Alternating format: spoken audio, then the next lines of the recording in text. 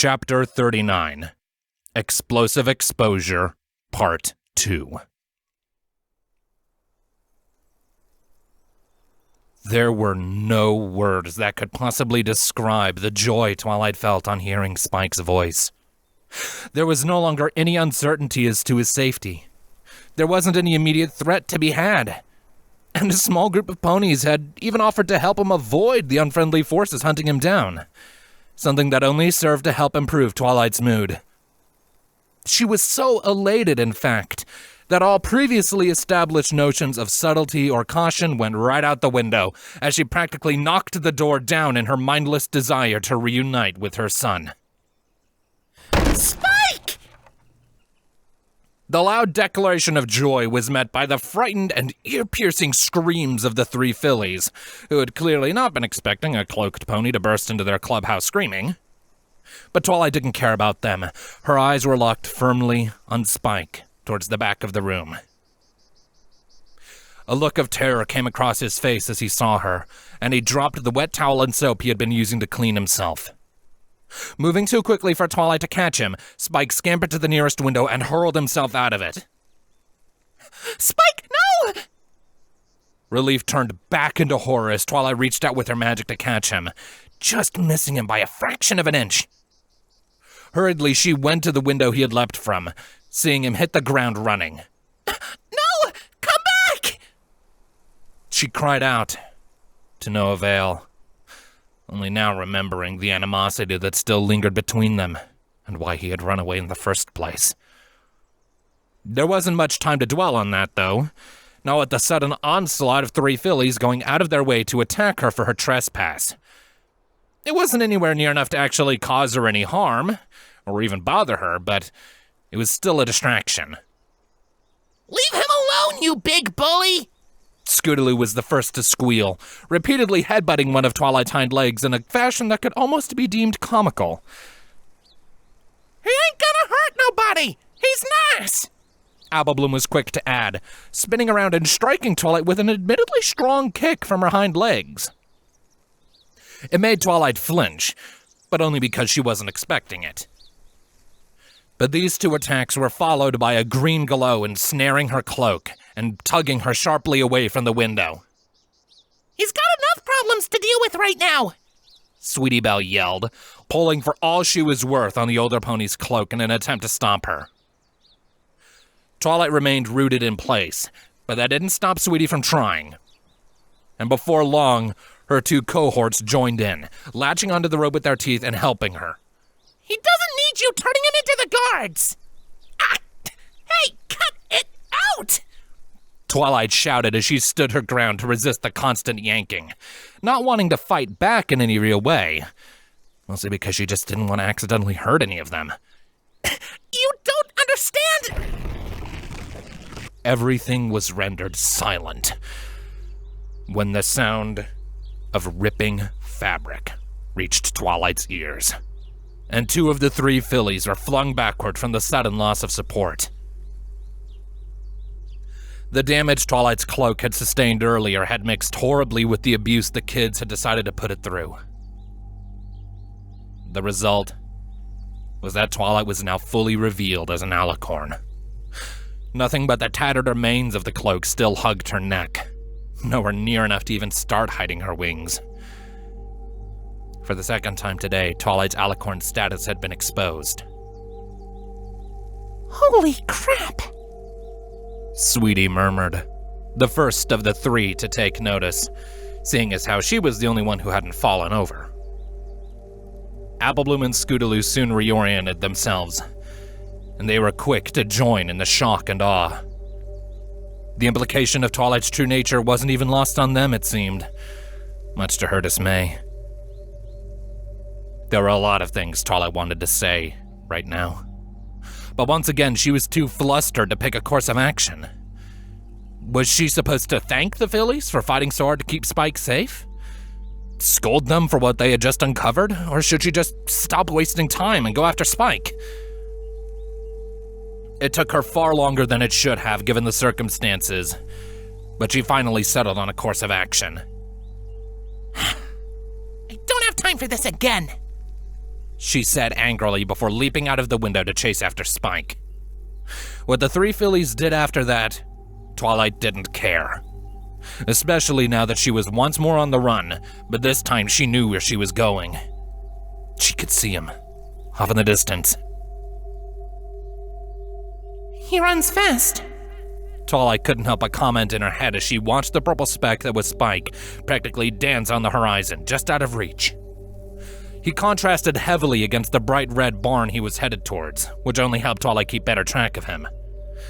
And while progress was slow, she was slowly getting closer to catching up with him, and by extension, setting all of this right. She didn't know what she would say to him to ease his heart or his mind, but she had to try. But that plan was put horrifically on hold, as the little purple blip was suddenly stopped and buried underneath a mound of town guards. They must have seen him while he was out in the open and took advantage. Now, Twilight had thought she would have been angry before seeing her son get dogpiled by a bunch of random ponies with ill intent. But actually seeing it happen was enough to send enough fire into her veins that she felt she was capable of murder. She roared as if she was a dragon herself, her horn practically glowing with violently crackling arcane light. The magenta bolts of energy coiled around her body like snakes and ripped her from the physical plane and deposited her just past the squirming pile of guards, now standing between them and the barn Spike had been fleeing towards. Overshooting her target did nothing to stop her. Twilight quickly snapped back around before acting.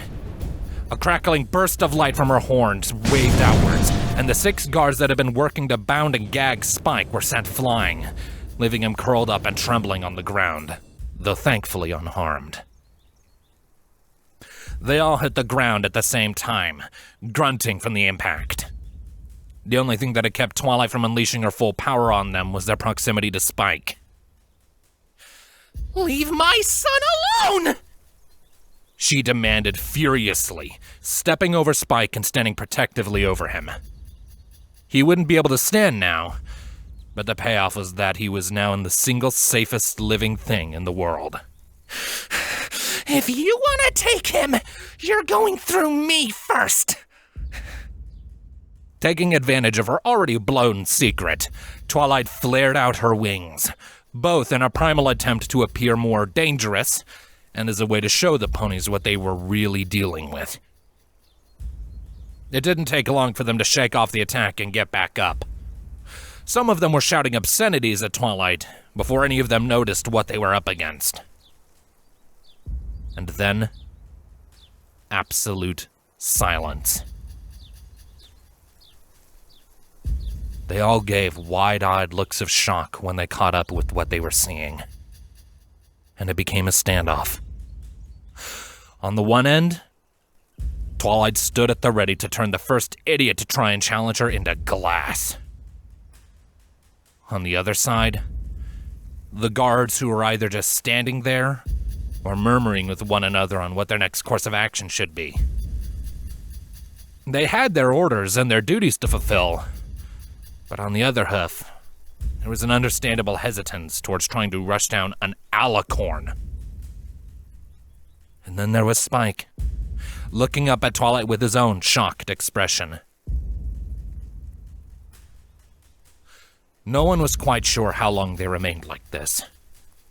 Twilight certainly wasn't going to make the first move, and none of the guards were willing to take their eyes off the immediate threat for even a second. And so they stood there. And they were going to keep standing there for however long it took for one of the two groups to flinch. Come on, try me! Twilight viciously taunted after a time, a bolt of wild magic scorching the ground in front of her in a long, drawn-out lick. The intention and message clear. Who's gonna be the first one to try, huh? Who's coming to take him from me? Now that the immediate danger was over and done with, for the most part, Twilight wasn't going to end any of these ponies for doing their jobs. As angry as she was, she knew they didn't deserve that. but she still needed to blow off steam. And she needed to scare them off. Besides, she'd already dug herself into this hole. It's not like it could get any deeper. Suddenly, there was an ear-ringing boom, a ground-shaking crash, and an explosion of dust and dirt in between Twilight and the outmatched guards. They recoiled and shouted at the sudden attack, believing that Twilight had made the first act of aggression. But Twilight had done no such thing, and when the dust settled, the culprit was revealed to be a large, crude ball of blackened iron. A textbook definition of a cannonball, if ever there was one. All right, listen up, you bunch of ninnies. An elderly-sounding mare shouted at all of them, drawing their attention to the left. Looking over revealed a well-aged green earth pony mare who was glaring at all of them with an unmatched look of bitterness. Apple Bloom was behind her, peeking out with the sort of look a nervous and regretful child would get after getting their parent involved, only for them to escalate things well past where it needed to be. And that escalation came from the still smoking cannon sitting just next to the grandmother. Why does she have a cannon? I'ma say this once, so y'all better open your darned ears. The elderly pony shouted, smacking the cannon with a loud metallic clang for emphasis. You bunch of coppers are trespassing, so get off my property before I blast ya! There was a brief moment of hesitation from the obvious threat before the town guards made their move. They backed up slowly so as not to provoke another attack from either Twilight or the cannon-crazed earth pony until they were far enough away to turn tail and run. It wasn't frightful. It looked more like they were trying to regroup and reconsider their priorities. Well, if nothing else, they were great at hiding their fear as they rightfully ran away. Twilight huffed indignantly at them one last time once they were out of earshot. This wasn't over. She knew that. Her actions and words were probably enough to get the whole of Ponyville's police force to come after her, and that was before taking her alicorn status into account. But for the moment at least, the issue was settled. Twilight. Spike's shaky voice murmured out from beneath her. Twilight quickly stepped back, allowing Spike room to get off the ground. He moved slowly, his body shaking. It was clear he was just as exhausted as Twilight was after all of the running he had done. A few bits of red still stained his face, and Twilight surmised he hadn't been able to finish cleaning before she barged in on him. But at least he didn't seem to be visibly harmed in any way. Spike! You're not hurt, are you? There may not have been any visible marks on him, but she couldn't help but ask. And she kept searching to see if there was one, and hoping she wouldn't find one. Spike just sat there, silently, looking longingly at the alicorn in front of him. Conflicting emotions clashed behind his shimmering eyes, and tears flowed down his cheeks. He clearly didn't know what to do. Yet another thing Twilight could relate to after today. But after a time, he finally broke and acted in accordance with his strongest emotions. Like before, he closed the distance between himself and Twilight. But unlike this morning, it wasn't to bite her. Instead, he buried his face into her chest and hugged her as tightly as he could before starting to sob. There was only a moment of hesitation from Twilight before she returned to the hug. She squeezed him close and even added her wings to the mix. I don't hate you. Spike was able to choke out through his unending sobs, trying for all he was worth to pull Twilight even closer. I don't hate you. I know. Twilight kept her answer short and sweet, her own tears returning. But for the first time today, the emotions she was feeling weren't ones she wanted to shun and never think of again. She just wanted to hold her little dragon and let him cry into her for however long he needed. The minutes stretched on into what felt like hours, and there was this slowly growing sense of security and ease. An irrational knowledge that everything was going to be all right, even if basically none of today's problems had actually been solved. It didn't change the fact that there were so many ponies who knew about Spike now. It didn't change the fact that all of Ponyville would likely soon about her being an alicorn. It didn't undo the horrible things she had said and done in her rage, and it didn't change the fact that she would have to face the consequences of her actions very soon. But it didn't matter right now. Nothing mattered right now. In this one moment, everything else faded away. And it was just her and her son, doing their best to comfort each other after the first leg of this trying ordeal. It was just them. A wonderful little dragon who had fallen into her life and loved her with all his heart, and an alicorn who had brought him into this world that loved him just as much.